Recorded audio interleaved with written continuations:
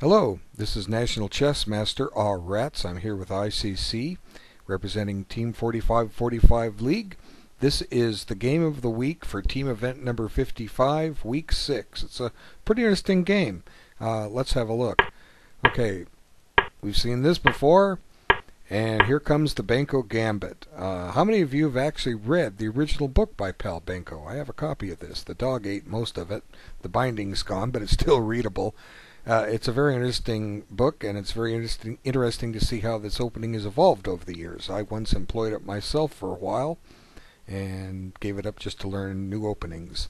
But it's definitely a good opening for black, and because you get active play for your pawn sacrificed. But white decides he doesn't want to accept the second pawn. He's going to return it. Okay, so let's see how all this works out. I don't know when they leave book. That's your job, not mine. Because you guys are, if you're going to play these lines and study these lines, you need to know what theory is. Okay, so here it looks like what white's trying to do is play the pawn to a5 and hold on to that pawn. Okay, that's what it seems like. Is that a good idea? Well, great. Yeah, if you can hold on to the pawn, it's a great idea. Yes, but it's coming at the cost of one thing: development. Okay, let's just back it up, get a better look here. All right, white's entire king side hasn't moved. Okay, white's king isn't castled. White's never going to castle this game. He needs to get his guys in motion. Okay, since he's not taking the pawn and black has one less open file to operate on, white's basically saying, okay, fine, we'll just play a normal game of chess, no gambits, no tricks. But what white needs to do is get his guys out. So a4 is, in my opinion, not the right move. Now, maybe it's booked, maybe somebody's played it before, but you know, without the development to go with it, it's just not a good idea. And yeah, this comes with tempo, but black immediately starts getting his pieces active. Now there's a threat. A threat is on e4. And white chases the queen out. Back she goes. And look, there's the white king side still not developed. So the last three moves he's made choices to do other things other than develop his pieces. And here, this is just horrible. Okay? I see this move a lot in lower rated players' games. The idea behind it is to keep a piece out of g4. Okay, that's the idea. Certainly white's not entertaining g4, g5 or something, I don't think. He's not developed. Well, you know, what is white worried about? Even if black gets something on g4, so what? You know, white's not. White doesn't have anything to fear. Black has no attack against the white position here. Knight f3 is nothing wrong with it. Okay, followed by bishop e2 and castle. And you know, just let him park something on g4. You know, maybe the knight will go there. It'll go to e5. So what? Let it. Get your guys out. And then you can start devising a strategy against whatever setup black employs. Okay, so I do not recommend you guys play moves like this. It's just bad. And here's black getting developed. So now black's got to be loving his game here. He's not down a pawn. He doesn't have the open A file, but his entire king side set. Look, black's castled, king bishop's out, king knight's out, white's sitting there with nothing. Okay, nothing going on that side of the board. And yet another wasted move. Okay, this weakens the king position a little bit, weakens e3, weakens g3. White's not ready to push e5. You know, white. If this position opens up, black's pieces the ones that are going to take advantage of the open square of the open lines.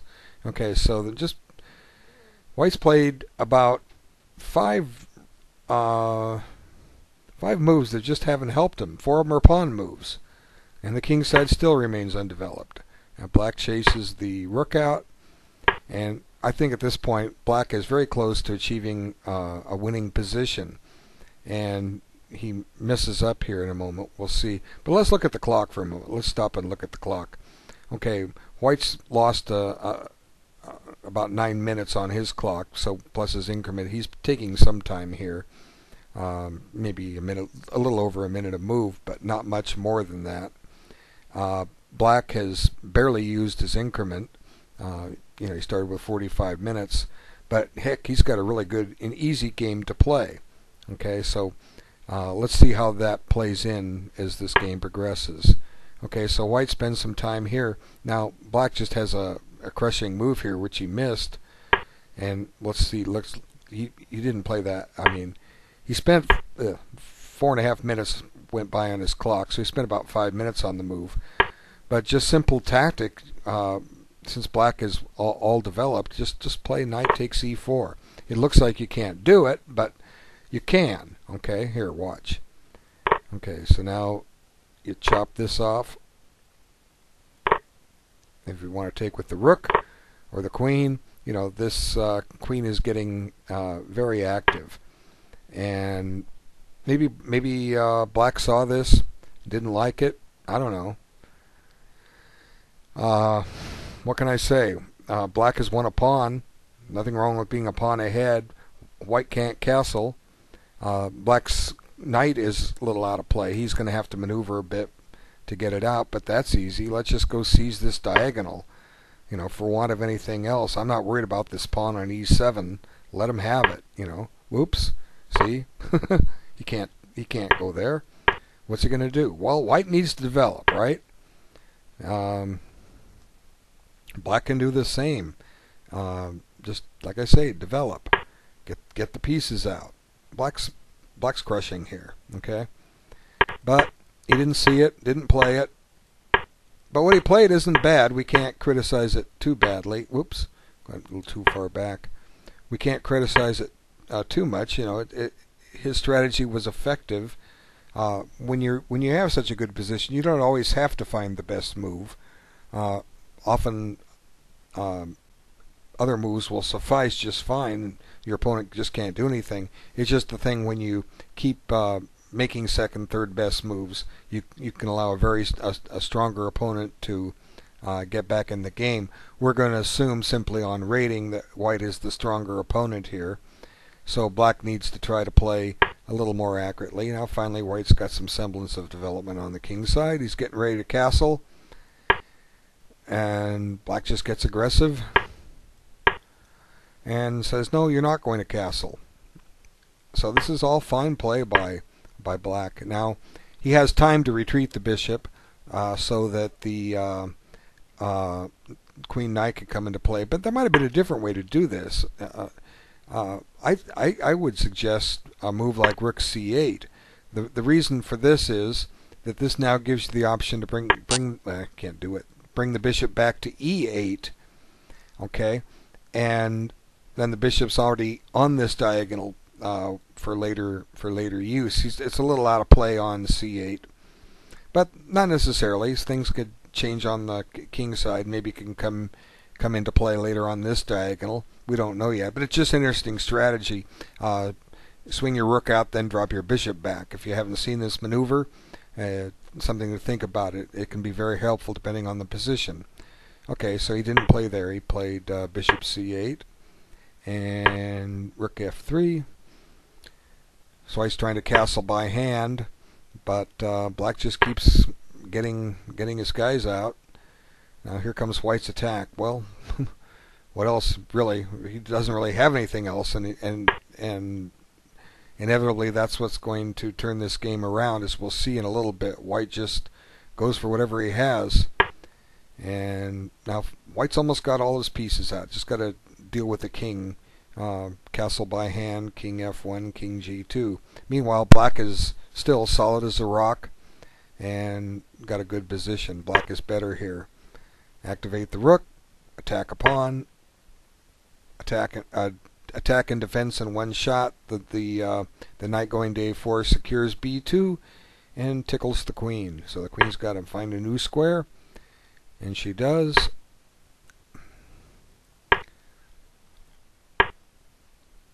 So it looks like maybe white's getting out of this a little bit. Now he's just lost a pawn. Did he have to give up that pawn? You know, you could consider king f1 here. But, you know, this black knight's coming into play on c5. Black's still fine here. But anyway, it's just something to look at on the side. But now grabs the pawn with check. Now, why does white take his rook off the king side? You know, if he's going to do anything, it's attack on the king side. Why did he walk into a pin? I don't understand that. King f1, you know, castle by hand, unless I'm missing something blatantly obvious. It just seems rook c3 just seems to be the wrong move. If anything, a lot of people might consider bishop c3 here. This has the advantage that it attacks the black queen. So I just don't understand rook c3 unless white's trying to pressure c4, but not yet. That rook is pinned. So anyway, black just redeploys his queen, batten down the hatches on b2. Now black's strategy is perfect. Open up the center. Why do you want to open up the center? Because the white's king is in the center. If you open up the center, you're going to be able to attack it. Black is crushing here. Wonderful position. Okay, so counterattack. These exchanges don't really help white, but they do in a bit. The absence of the dark squared bishop will make a difference a little bit, but not yet. Okay, so now the center's open, or the e-file is open. So go pin the knight. And now this just seems bad too. White needs to get his king to safety. I mean, look at how two white pieces are pinned. The rook on c3 and the knight on e2. They're both pinned. They can't go anywhere. If you just play king f1, then, you know, I'm not saying black doesn't have a good plan here. He's got a lot of reasonable moves at his disposal. But, you know, a5, new diagonal for the bishop, followed by knight c5 with the idea of plunking it in on d3. I mean, black's got all the freedom here. Counterattack, try to counter on this pawn on d5 maybe. You know, black's still for choice, but at least now white can move his pieces. You know, the way he plays it, he's walking right into two pins. Okay, two of his pieces are pinned. Rook on c3, knight on e2. Oh well. Okay, so now there, got out of the two pins at once. Okay. And then black finds a good move. Bishop takes. Now taking this bishop is just asking for it. Rook takes check. You can't take because of the fork, so the king's got to find a home. How about here? I don't know if that's any good, because now suddenly this black rook comes into play, and white's not long for this game. Just doesn't. There's just basically going to be no hope here. Black is crushing. Anyway, and looking at the clock, you know, white's consumed some time here. Let me just back up. I wanted to make a note. Let me just look at the clock. White's playing without too much time for a while here. So, but he was steady on his use. Here, there was a big gap there. Let's just see that. Yeah, right there. What move did he spend all that time on? On rook f1, and it's almost a natural move. You're trying to castle by hand. I don't know, what other candidate moves did he have? Gosh. Maybe g4. Just open everything up. Then you got to watch out for tricks like bishop f6, and if take, this bishop could check on h4, and white can't play king f1 because he gets mated. So his king goes into the center, and I don't know. It's just weird. Anyway, let's go forward here. So basically, white's running out of time. Black's got a 3-to-1 time advantage. Now it's closer to 4 to 1, and it's something he should be milking here. Let's kind of pay attention to the time. I meant to, and I forgot as we went on.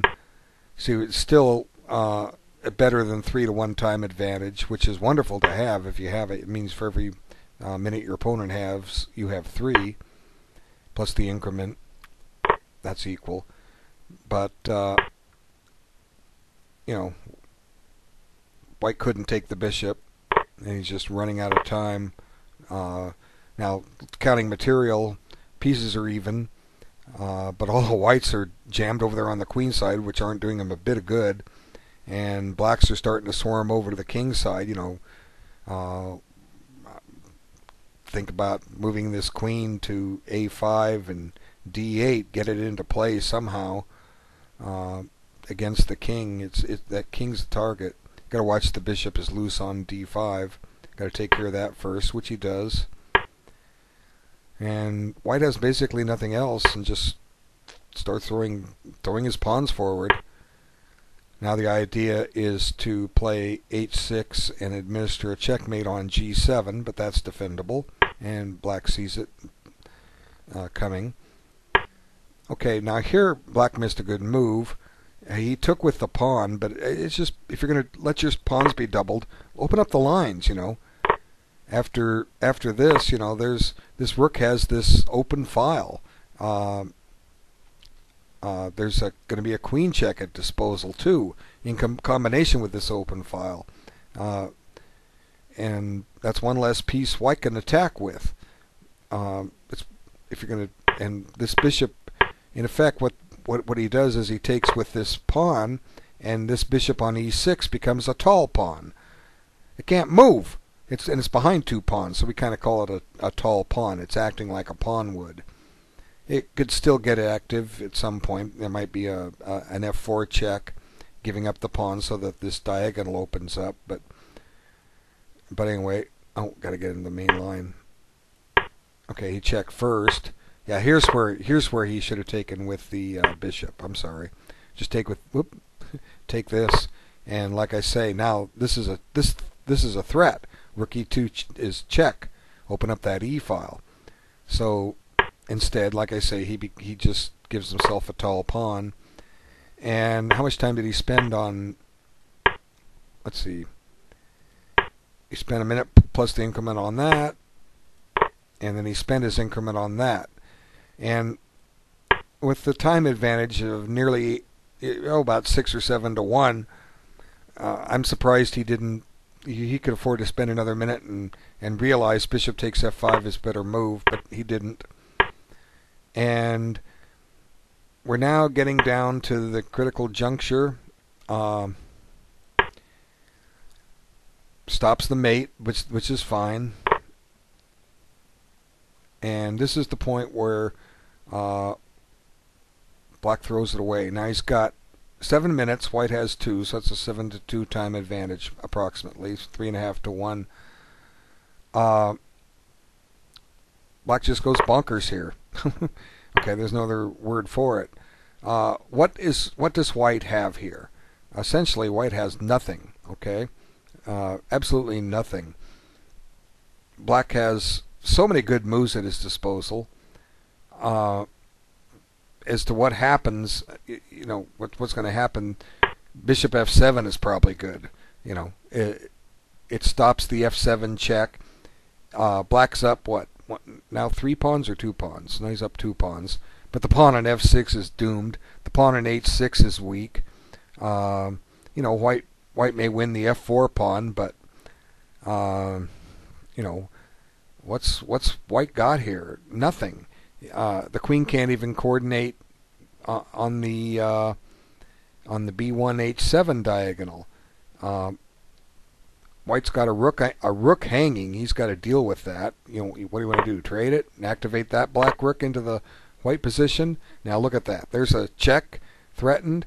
Possible check here at some point. This knight's going to get into e5. And wow, he's got a lot of good squares available. Going into g4, backing up to g6 so you can get to h4 or secure f4. the threat on, you know, nothing wrong with grabbing that pawn on f6. Black's just got so many happy choices here. So how do we explain the blunder? Is it greed? Is it just the misanalysis? Black was playing such a great game. It's just surprised that he just grabs this. And White had no other hope in this game other than Black making this move. Black was headed for a game of the week style win himself. Okay, Black has conducted his game remarkably well, even for maybe there were a better move here and there. You know, so what? Black's is equally deserving of this game of the week prize as White is, because now White wins with a nifty combination. And here it comes. It must have shocked poor Black. Check. And suddenly Black's options are limited. If he takes the pawn with either the king or the bishop, it's mate and one. An epaulette mate if king takes. So that leaves Black but one move. And then boom, here comes another check.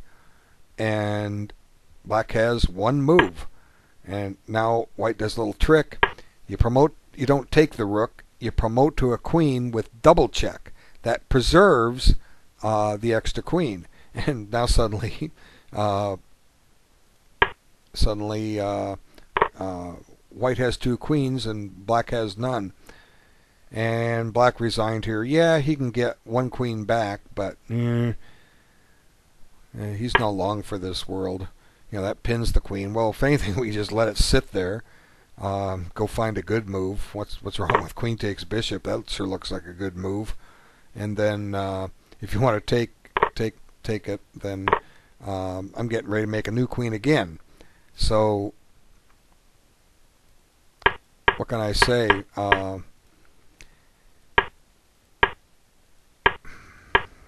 What can I say? You know, really, it's just like you have time on the clock. If there ever was a time to use it, this is the time. You know, what are you thinking? White's just throwing the game away, doesn't care. Pawn takes rook, and I'm a rook up. It's happened to me. I've done it too. We all have. It's just unfortunate when it happens. But you know, sometimes you got to stop and say, well, what can my opponent do? Does he have a check after I take? Well, let's see. Queen g4 check is covered, so bishop takes h7 check is another possibility. We'll look at that. Or rook takes pawn, threatening a check. Okay, maybe he figured one of those moves would happen and he had him covered. Okay, so let's see. We can't play queen g4 check. We're going to drop our queen. I saw that. I'm just calculating the checks. And this costs a piece. Yay, let's go take it. Because we already know that White couldn't get to those squares. So what's White's follow-up? Oh, maybe going to threaten mate down here. Well, fine. If anything, Black can just give the rook back and get his own rook in the game. I mean, that certainly looks appetizing. Let's look at it.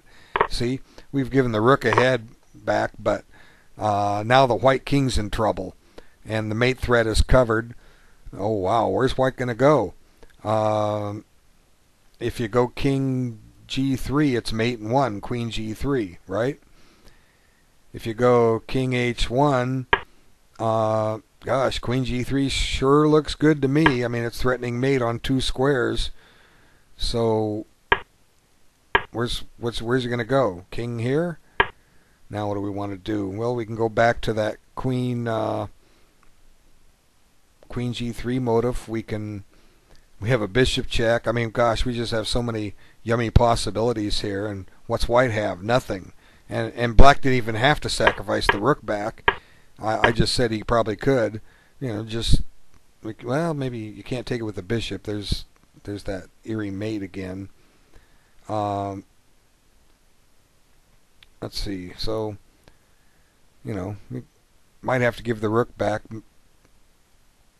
Let's give it back with a queen trade. Okay, that's what's one possibility. If you're really down on time, calculate this out. Remember, White gave up a piece too, so White had given up a rook and then a piece. Maybe Black saw this, but gosh, even after White grabs this pawn, Black's a piece ahead. The threat on the knight is easily dealt with. Knight g4 looks good. Why not? Attacks a rook, and now the bishop on e6 is covered. So this is, one thing about tactical things. When they're forced lines where you only have one reply, they're easy to analyze. So Black didn't need to fear bishop takes h7. What's the other idea? Rook takes e3. Well, that's cost Black a rook.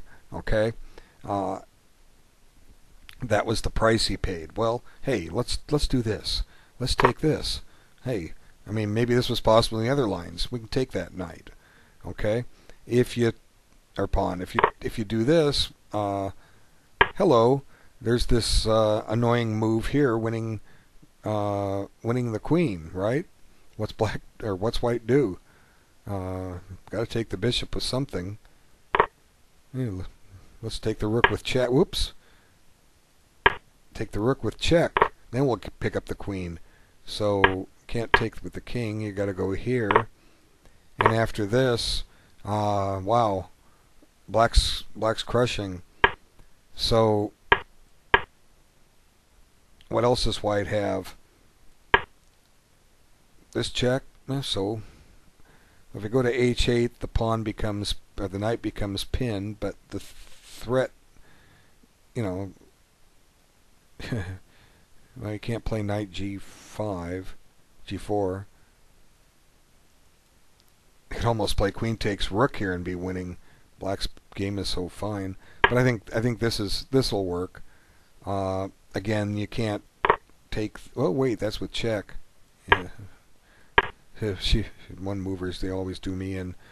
There's got to be a resource for Black here, but this was analyzing the line of taking the rook, and obviously maybe if Black looked at this, he had a defense in mind. I'm clearly failing with my quick attempt to do it. I'm sure there's something painfully obvious. Let's see. We don't have to take the pawn on f6. We can always go back to the tried and true. The problem with this is it allows, we're not covering g4 anymore.